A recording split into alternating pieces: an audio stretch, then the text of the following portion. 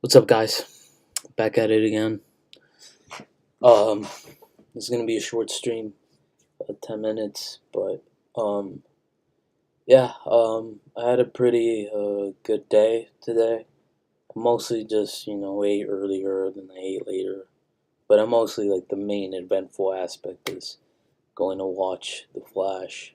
I think I think I really I didn't think I was gonna enjoy it as much, but I really ended up loving it. I think I see a lot of people that they're calling it kind of like trash or mediocre, just like stuff. But I genuinely loved it, and the reason I loved it is because I think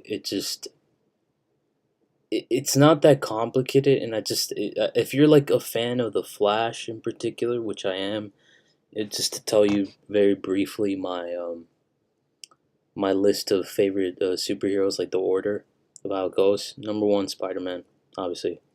We see around, like, very clearly Spider-Man. We got Miles over here as well. Let me see real quick.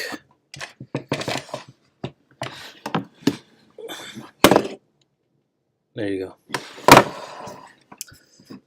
Bane making a bunch of fucking noise, but not getting out my LED lights. But yeah, Spider-Man, very clearly, he's always been my favorite superhero. It's not uncommon for people to love Spider-Man.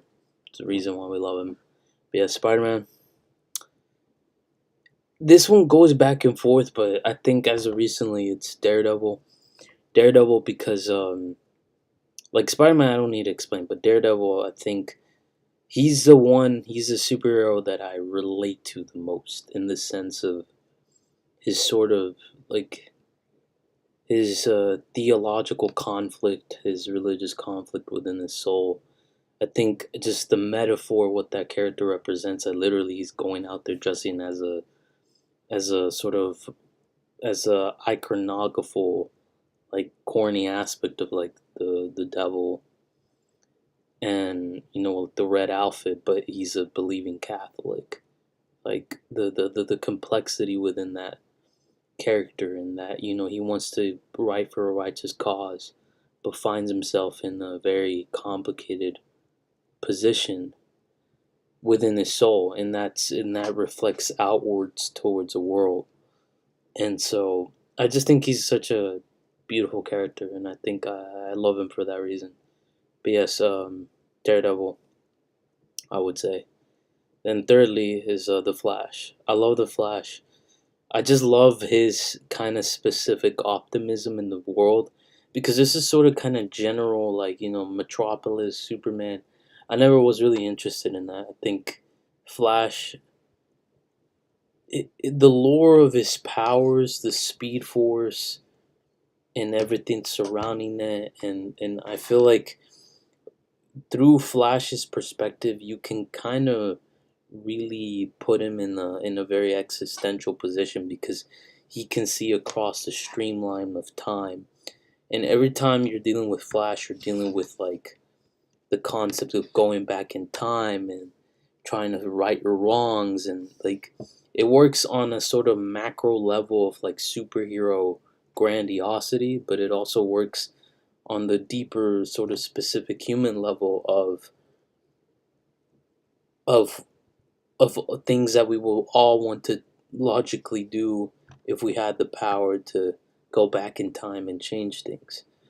And so it's and then the aesthetics and everything, like if you see the comics, I've always wanted to see that. And I love the first two seasons of The Flash, but then after that it just kind of became a bit whack. But it never got to really fulfill its aesthetic um potential because of the budget of the show. It's a TV show. TV show's not really gonna, most of the time it's not gonna have the same budget. Well, nowadays, I mean, they're pretty similar, but for the most part, it's not gonna have a budget as like an insular, isolated like film. But now we're at an age where like technology has advanced so much, and I just think that like it was a right time to really make this movie, and I'm really happy with it. It's not. It doesn't mean like it's perfect, but it's specifically everything that I wanted it to be. A lot of people they don't like it because it just like they think it's like that. But I really enjoyed it, and I wasn't really being negative or positive before going in. I just thought that I just didn't really think of anything of it. I just thought like, okay, I'm gonna go watch it. I didn't even think of the concept that there's actually a film called straight up The Flash. I didn't think of it. Like, I wasn't even like anticipating because right now in general, like I'm trying to grow up already. Like, I don't want to be caught up in superhero stuff anymore. And sometimes I latch onto it just a little bit, but overall, I have what I have. I need what I have, and I'm pretty much done with most, if not all of it. And so, even within my room and within the apartment that I plan to move out to, like I just want to have more of a mature look, more of a artistic complexity look. Like I don't really want to have this kind of I guess you could call it um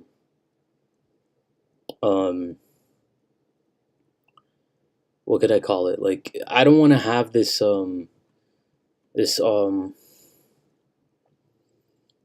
what can I call it? Like it's like I don't really want to have this childish thing. It doesn't mean that you can't have it. Of course, I will always hold it dear to my heart, but I just want to have that particular kind of thing. Like I just wanted to be more mature, basically.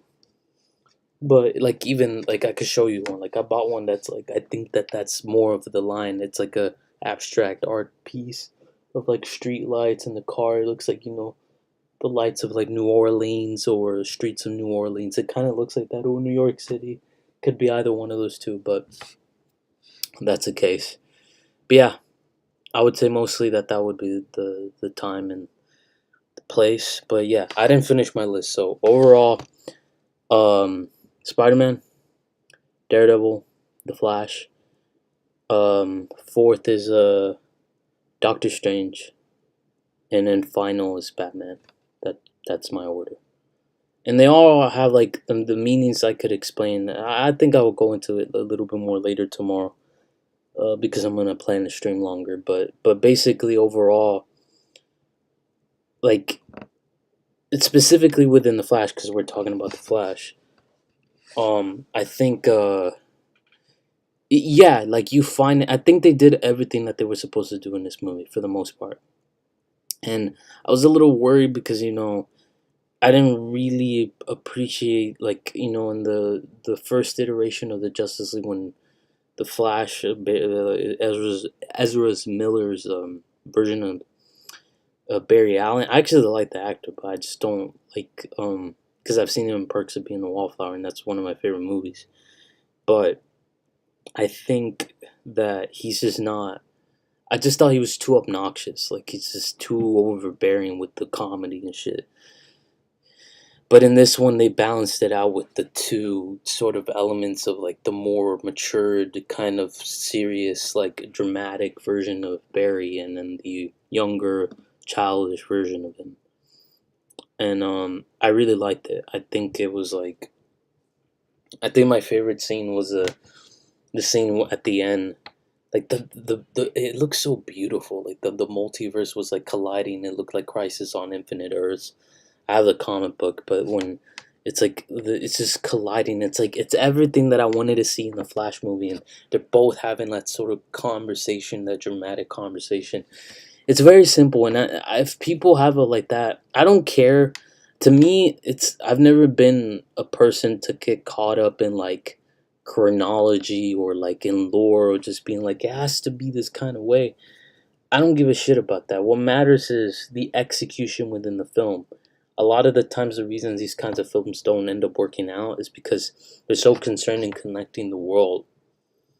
And I never like when it came to the MCU, they did a great job from like Phase 1 to Phase 3, from Iron Man all the way to Endgame. Like they did a fantastic job, but I think that overall, I'm just it's funny because when you're a kid, you that's all you ever wanted it to happen. But now that it happened and I'm grown, it's like I don't one because I'm grown, I don't need that, and two, I don't need it to be done over again. Like it's not the thing. And as I've grown, but I've always been a person that I've liked the insulated film. I like an isolated insulated film. I don't like it to be spread out, be like this whole sequel type of thing. It just I feel it kind of ruins it overall. I think I've been always more focused on an insulated film where you could tell a very specific story. I like films like that. So to me, I don't really care if people don't like it or not. I enjoyed it personally. And honestly, in my opinion, I don't even really want to see like them making like another film again. I mean, if they want to, fine, but I'm the kind of person, like, for example, the Spider-Man Into the Spider-Verse came out. To me, that's enough. Of course, they made this other one, and if it's great, it's fantastic, great. They say it's even better than the first one, so we'll see.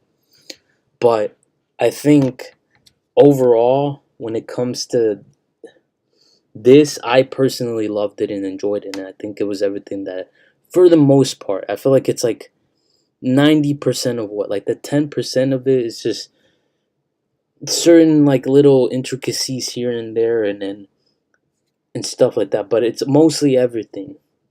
I would say like the 5% is the fact that there's certain other elements involved, like Michael Keaton's Batman, Supergirl.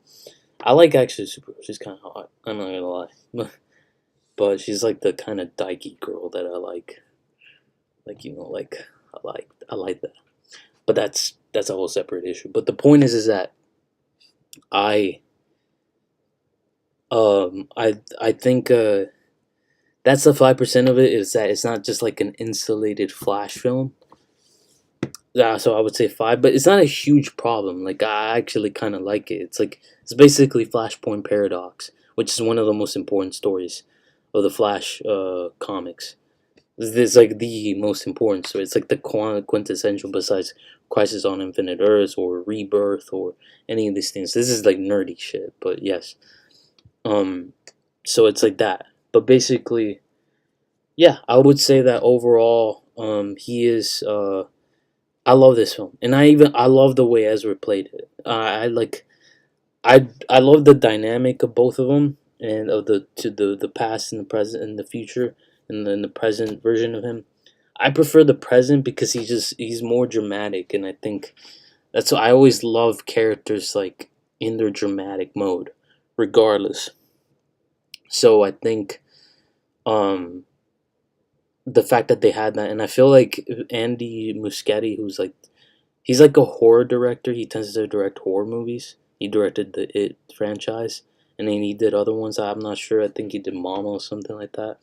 But overall, the like even though it's like Flash and it's like this optimistic, like happy go get lucky kind of character, like he's still, like I said, there's dramatic existential story points with someone like Flash, and that's why I love him, because it's like although he's such a optimistic, happy character, and his role is kind of has that vibe, you can present him in such a existential point, and that's what makes a character like him beautiful, because the nature of having the power to run at the speed of light, and have the ability to go back in time or go into the future or go into the past is presents a unique opportunity, a unique storytelling point.